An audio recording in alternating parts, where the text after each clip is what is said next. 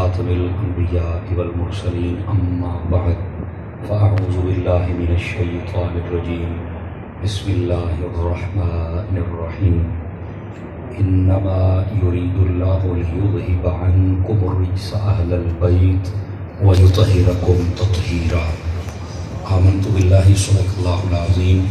ثم قال اللہ تبارک و تعالی فی القرآن المجید والقرآن الرشید ولا تقولوا لمن يقتل في سبيل الله اموات بل احیاء ولكن لا تشعرون۔ صدق اللہ العظیم۔ ان اللہ وملائکته یصلون علی النبی یا ایھا الذین آمنوا صلوا علیہ وسلموا تسلیما۔ درود پاک پڑھ لیجیے۔ الصلاۃ والسلام علیک یا سیدی یا رسول اللہ وعلی آلک واصحابک یا سیدی یا حبیب اللہ۔ الصلاۃ والسلام علیک یا سیدی یا خاتم النبیین وعلی آلک واصحابک یا سیدی یا خاتم المعصومین۔ انتہائی عزت و تکریم کے لائق زینت محفل، سادات کرام، چمکتی جبینوں والے علماء کرام، محتشم و معزز سامعین ذی وقار، اللہ رب العزت کی فضل و توفیق سے ہم سب محرم الحرام شریف کی ان مبارک ساحتوں میں مسجد کے صحن میں آج کی اس خوبصورت بزم پاک کو سجائے بیٹھے ہیں، جس کی نسبت سید الشہداء امام کربلا، امام علی مقام، امام دشنقام، امام عرشی مقام حضرت سیدنا امام حسین رضی اللہ تعالی عنہ، آپ کی اور آپ کے ساتھ جن لوگوں نے کربلا میں قربانی دی، ان کی بارگاہ میں خراج عقیدت پیش کرنے کے لیے ترتیب دی گئی ہے۔ میں دعا گو ہوں خلاق عالم ہم سب کی طرف سے یہ ہدیہ قبول و منظور فرمائے اور امام علی مقام کے درجات کو بلندیاں عطا فرمائے اور ان کے فیضان کا قطرہ ہم سب کو بھی نصیب فرمائے۔ کو بند کریں گے جی، بالکل بند کر کے سادہ کر دیں۔ دوسری آواز یہ بیک اپ رپیٹ کچھ نہیں ہونا ہے، تھوڑا سا بھی نہ، ابھی بھی بالکل ختم کریں، بالکل سیٹی بھی بند کر دیں، ابھی بھی ہے یہ نہیں، بیک اپ رپیٹ ہو رہا ہے، بالکل سادہ کریں۔ گرامی قدر حضرات، قبل اس کے کہ میں بات شروع کروں اور آپ حضرات سماعت فرمائیں، سادہ کریں، سادہ کریں، ختم کریں اس کو۔ آپ کی خدمتوں میں گزارش ہے آپ توجہ رکھیے تاکہ بات کرنے اور سننے کا سکون مل سکے۔ کوئی بات اچھی لگے تو آپ اپنی محبتوں کا ثبوت دے سکتے ہیں۔ سبحان اللہ ماشاءاللہ کی صورت میں میں کوشش کروں گا کہ مناسب وقت میں آپ کی خدمت میں کچھ گزارشات عرض کر سکوں۔ حضرات، علماء، سادات، مشائخ کا ایک خوبصورت گلدستہ ہے، اور جیسا کہ ابتدا میں آپ نے سنا کہ جماعت اہل سنت جڑوالا کے زیر اہتمام یہ بڑا آسن اقدام ہے کہ اہل سنت کے ترویج و اشاعت کے یہ جتنے بھی کام ہیں یہ اہل سنت کے احباب مل جل کر کرتے ہیں، اور ہر طبقہ زندگی سے تعلق رکھنے والے لوگ اس میں شریک ہیں۔ میری دعا ہے خلاق عالم جتنے بھی علماء کے ساتھ تعاون فرمانے والے ہیں، خلاق عالم سب کو برکات کثیرہ عطا فرمائے۔ گرامی قدر حضرات، چونکہ جس عنوان کے ساتھ آج کی اس محفل کو معنون کیا گیا ہے، میں چاہوں گا کہ ذرا اس حوالے سے ہی آپ کی خدمت میں بات عرض کروں۔ آئیے ایک حدیث شریف سے میں بات کا آغاز کرتا ہوں۔ حضور سرور عالم نور مجسم رسول مکرم صلی اللہ علیہ وآلہ واصحابہ وبارک وسلم، آپ نے ارشاد فرمایا، من صلی علیہ مئۃ، فرمایا جو بندہ میری ذات پر 100 مرتبہ درود و سلام پڑھتا ہے، کتب اللہ بین عینیہ، اللہ تعالیٰ اس کی دونوں آنکھوں کے درمیان یعنی یہاں ماتھے پر لکھ دیتا ہے، براءۃ من النار و براءۃ من النفاق، کہ یہ بندہ منافقت سے بھی آزاد ہے اور جہنم سے بھی آزاد ہے۔ اس واسطے درود و سلام کثرت، محبت اور شوق کے ساتھ پڑھا کریں، جتنا زیادہ پڑھیں گے برکات اتنی زیادہ میسر آئیں گی۔ اللہ تعالیٰ ہم سب کو عمل کی توفیق عطا فرمائے۔ دوستان عزیز، جو آیات طیبات میں نے تلاوت کی ہیں انہی کا سہارا لے کر بات کو آگے چلتا ہوں۔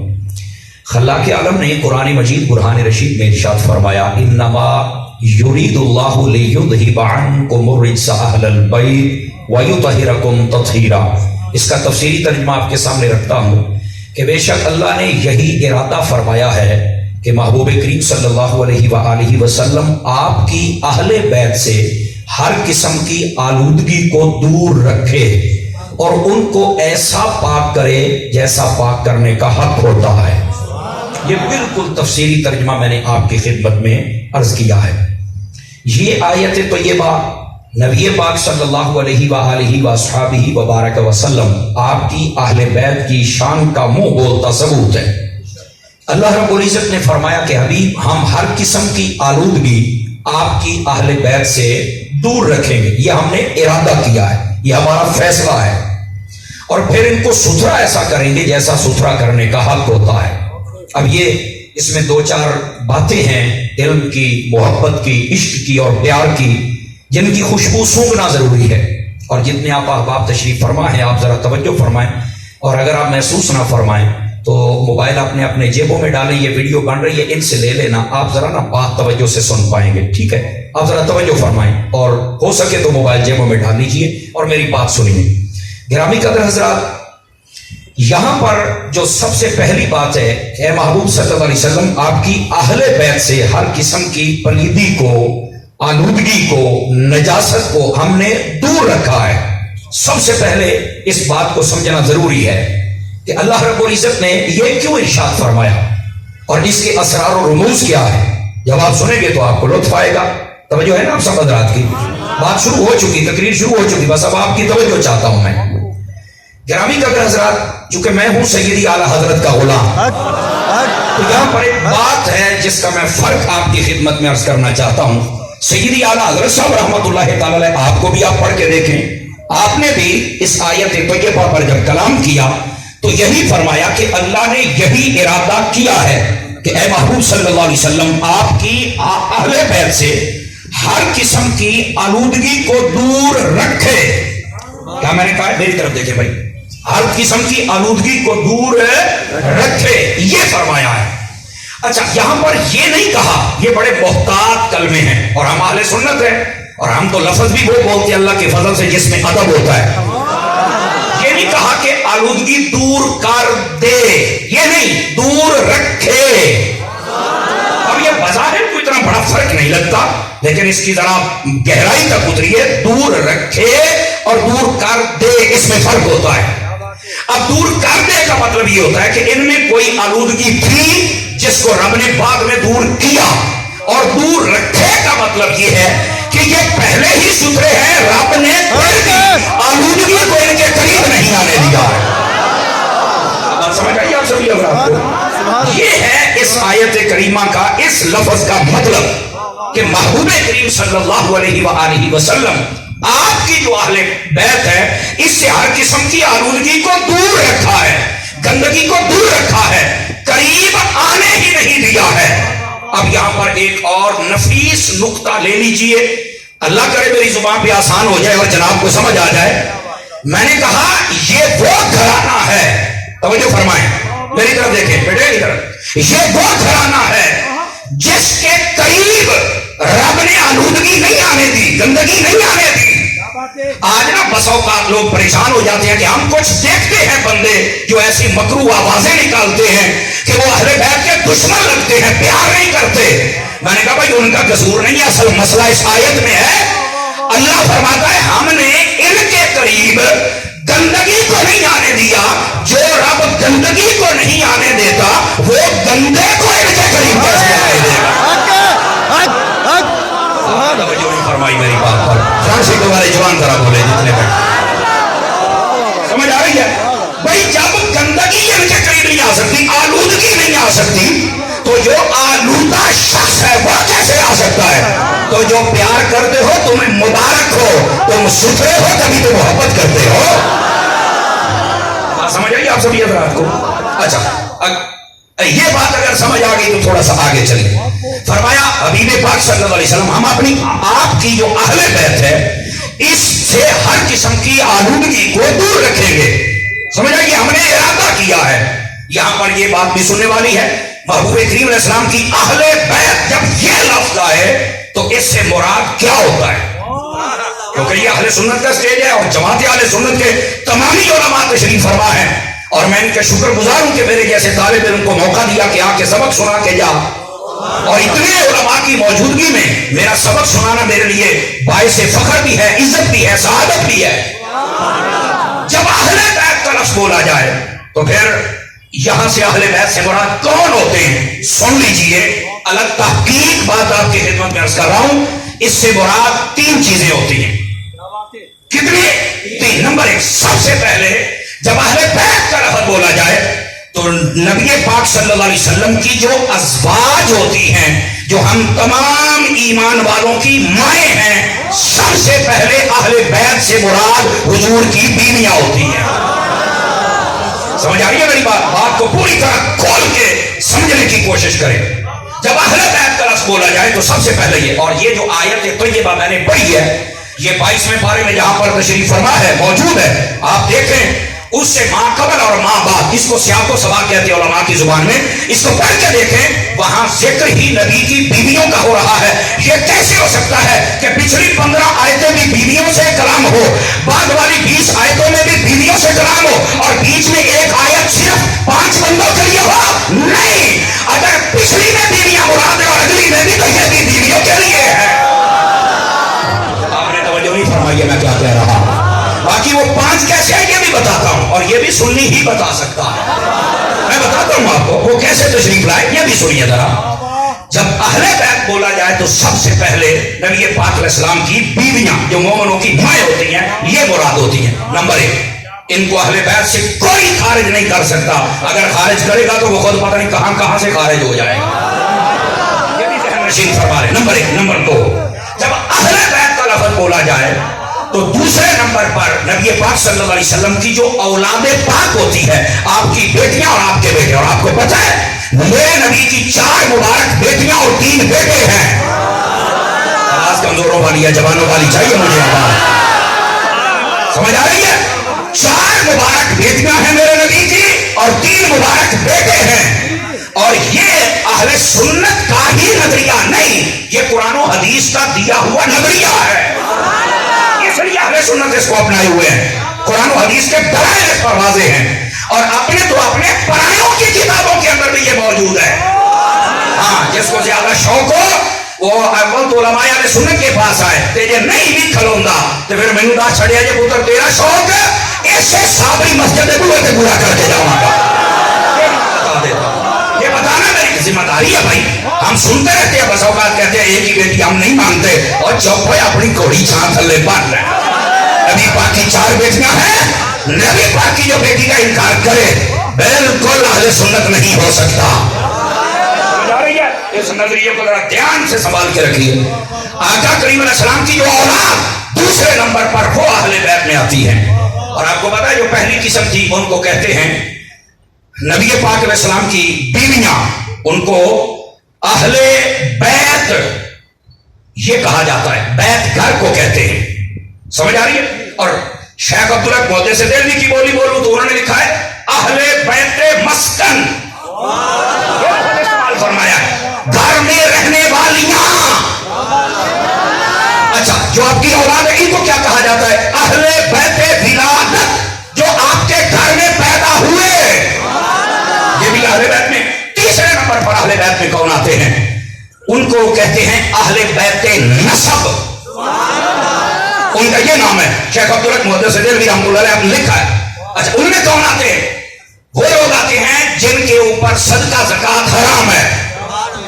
میں تھوڑی سی بات کھول دوں، نبی پاک صلی اللہ علیہ وسلم کے خاندان پاک کے وہ احباب جنہوں نے کلمہ پڑھا، آپ پر ایمان لائے اور ایمان پر خاتمہ ہوا، سمجھ آ رہی ہے؟ اور ان پر صدقہ زکات حرام ہے۔ اور یہ کون ہے؟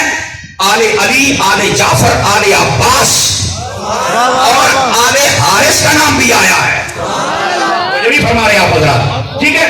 یہ وہ احباب و افراد ہیں جن کے اوپر صدقہ زکات حرام ہے، اور ان کو بھی نبی پاک صلی اللہ علیہ وسلم کی اہل بیت ہی کہا جاتا ہے۔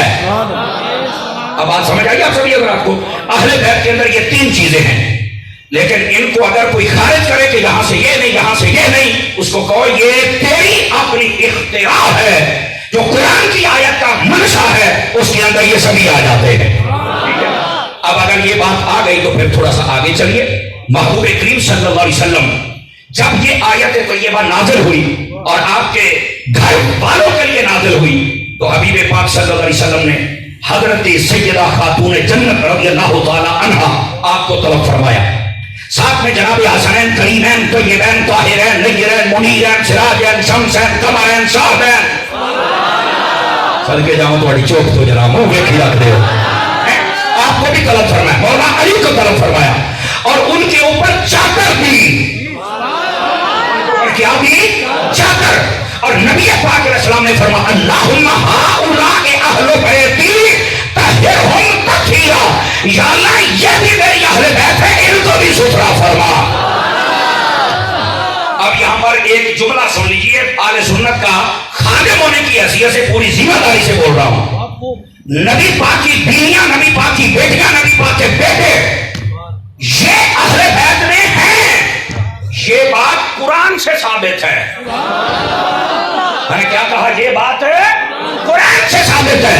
اور یہ جو 5 خاص ہیں یہ بھی اہل بیت میں ہیں اور یہ حدیث سے ثابت ہے. ہم اہل سنت وہ خوش نصیب ہیں جو قرآن والوں کو بھی مانتے ہیں، حدیث والوں کو بھی مانتے ہیں. نعرہ تکبیر، نعرہ رسالت، نعرہ تحقیق، نعرہ حیدری، نعرہ غوثیہ، ہر صحابی نبی جنتی. جو ہے بھئی آپ سب آتی واپس سے کر کے سبحان اللہ ذرا پیار کے ساتھ. گرامی قدر حضرات، اس واسطے کے اس مسئلے کو سمجھنے کی کوشش فرمائیں. یہ بات بڑی سمجھنے والی جو میں نے کہی ہے.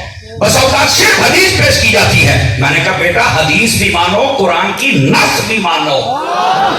سمجھ آ رہی ہے؟ یہ اہل سنت کا مذہب و مسلک ہے، یہ کھولنا ضروری ہے. کیونکہ آپ پتہ نہیں کہاں سے مہمان تشریف لائے کہ جماعت اہل سنت جناب والا کام کر رہی ہے، تو آپ کو پیغام بھی تو گھرے اہل سنت والا ہی جانا چاہیے نا. سمجھ آئیے؟ اس واسطے میں یہ باتوں کی وضاحت کر رہا ہوں. اب آئیے ذرا اگلی بات. محبوب کریم صلی اللہ علیہ وآلہ وسلم آپ کی اہل بیت کی یہ شان اقدس ہے کہ اللہ نے ان کو ستھرا کر دیا ہے. کیا کر دیا ہے؟ اچھا، یذھب عنکم الرجس. رجس کسے کہتے ہیں؟ اس کا مطلب کیا ہے؟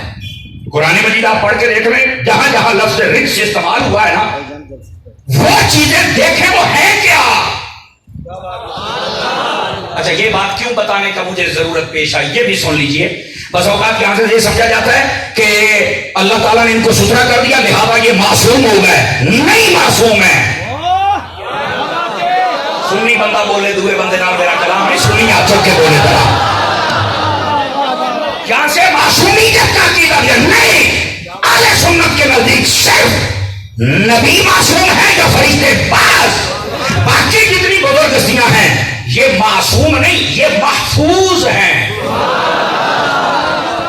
سمجھ آ رہی ہے میری بات کی؟ اب وقت ایسا سٹیجوں پر یہ بات کھل کے بتانی پڑے گی، مسئلہ کا شکار نہیں رہنا پڑے گا. اور میری چوپ کی تھی قوم ہے، بولو ناراض نہیں ہونا آپ نے. ان باتوں کو سمجھو. گرامی قدر حضرات، ان کو ستھرا کیا اس کا مطلب یہ نہیں ہے کہ یہ معصوم ہے. سنتے ہیں کیا مطلب ہے رجس؟ رجس جو یہ رجس کہتے کسے؟ میں نے کہا میں بتاؤں تو انکار کر دے، میرے علماء بتائیں انکار کر دے، اعلیٰ حضرت کا قول پیش کروں انکار کر دینا. میں تجھے قرآن پیش کرتا ہوں. قرآن مجید میں جو رجس کہا گیا ہے نا، بتوں کی پوجا کو رجس کہا گیا ہے. توجہ نہیں فرما رہے. جوئے کو رجس کہا گیا ہے، شراب کو رجس کہا گیا ہے، مردار کو رجس کہا گیا ہے، حرام کو رجس کہا گیا ہے.